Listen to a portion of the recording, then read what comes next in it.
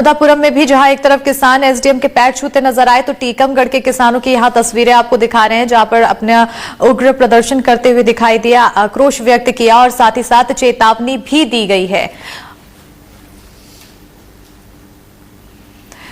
तो लगातार किसानों की समस्या से जुड़ी हुई तस्वीरें आपको दिखा रहे हैं। नर्मदापुरम की तस्वीरें दिखाएंगे, जहां पर डीएपी खाद की किल्लत इस कदर हो गई कि किसान परेशान है और खाद की किल्लत से परेशान किसान ने एसडीएम के पैर पकड़े। ये तस्वीरें एक बार फिर आपको हम दिखाएंगे, जहां पर सिवनी मालवा में एसडीएम के पैर पकड़कर खाद की मांग करते हुए किसान नजर आ रहा है। आपको तस्वीरों में देख सकते हैं कि किस तरह से यहां पर किसान बैठे हुए हैं जमीन पर, सड़कों पर, और अपनी तरफ से खाद की मांग करते हुए नजर आ रहे हैं। प्रशासन की टीम मौके पर मौजूद है, समझाइश देने की कोशिश कर रही है, साथ ही साथ एसडीएम भी यहां पर मौजूद है। खाद नहीं मिलने से परेशान किसानों ने चक्का जाम किया था। जाम को खुलवाने के लिए पुलिस प्रशासन की टीम पहुंची थी, तो वहीं समझाइश के दौरान किसान ने एसडीएम के पैरों को छूकर मांग की। 1 घंटे के बाद किसानों ने चक्का जाम खत्म किया। आपको तस्वीरें लगातार दिखा रहे हैं, आप देख सकते हैं किस तरह से किसान परेशान है। जहां एक तरफ बात की जा रही है कि डीएपी खाद पूरी तरह से मिल रहा है, मौजूद है केंद्रों पर, लेकिन जब किसान केंद्रों पर पहुंचते हैं तो उन्हें डीएपी खाद नहीं मिल पाता है, जिसके बाद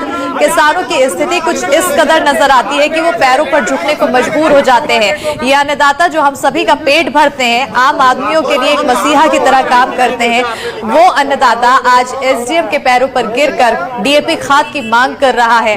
और अब देखने वाली बात यह है कि आखिर किसानों की ये परेशानी कब खत्म होगी, क्योंकि ये पहली बार नहीं होता। हर साल जब डीएपी की जरूरत पड़ती है, खाद की जरूरत पड़ती है, यूरिया के लिए किसान लाइनों में लगते हैं और लंबी लंबी कतारों के बाद भी उनका नंबर नहीं आ पाता है, कई घंटों तक लाइनों में लगे रहते हैं। और देखिए ये तस्वीरें आप देखकर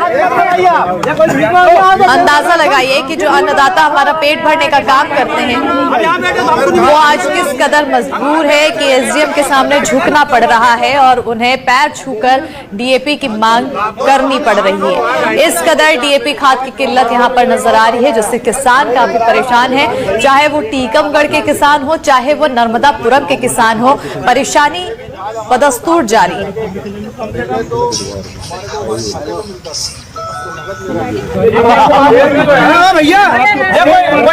देखिए कैसे यहाँ पर एसडीएम के पैरों पर झुककर ये किसान मांग करते हुए खाद की नजर आया। ज्यादा जानकारी के साथ फोन लाइन पर नर्मदापुरम सहयोगी संजय दुबे जुड़ चुके हैं। संजय, आखिर डीएपी खाद की हालत क्या है फिलहाल, कितने हद तक मौजूद है, क्या कुछ कह रहे हैं केंद्र में जो संचालित कर रहे हैं? देखिए, डीएपी की जो स्थिति है वो तो ये तस्वीरों से साफ तौर पे देखी जा सकती है कि जहां प्रशासन दावे कर रहा है कि डीएपी की कोई कमी नहीं है, पर्याप्त मात्रा में है, लेकिन ये तस्वीरें साफ तौर पे बयां कर रही हैं कि डीएपी की कमी है, जिसके चलते किसान आज इस हद तक मजबूर है कि उसे प्रशासन के कदमों में पैर पड़ना पड़ रहा है। एसडीएम के पैर पड़ के वो अपने लिए डीएपी की मांग कर रहा है। इन तस्वीरों से साफ तौर पे ये समझ आता है कि कहीं ना कहीं जो प्रशासनिक दावे हैं उनकी पोल खुलती हुई नजर आ रही है। ये पूरा मामला सिवनी मालवा का है। कल जब ये किसान टोकन लेने के लिए लाइन में लगे थे, उस दौरान काफी भीड़ हो गई थी। टोकन जितना डीएपी है उससे अधिक मात्रा में दे दिए गए थे, जिसके बाद ये नौबत स्थिति बनी कि किसानों ने वहां चक्का जाम लगाया और एसडीएम जो है उनके पैर छूते हुए ये किसान दिख रहे हैं और डीएपी की मांग कर रहे हैं। संजय, ये साफ प्रशासन यहाँ पर आश्वासन देता हुआ नजर आ रहा है, लेकिन प्रशासन एक तरफ ये भी कहता है कि खाद की कोई कमी नहीं है। आखिर वास्तविकता तो हम तस्वीरों से समझ पा रहे हैं, अब आगे की क्या रणनीति है प्रशासन की?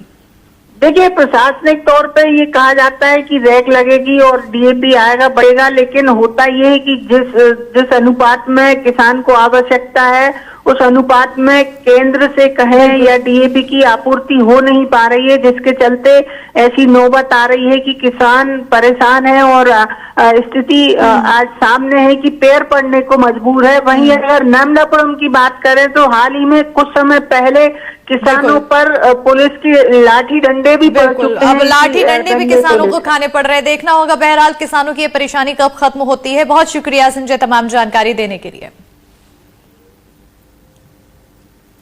बढ़ेंगे खबरों में आगे। बैतूल से खबर है, जहां कचरे के ढेर में भीषण आग लगी है। कॉलेज में आग लगने से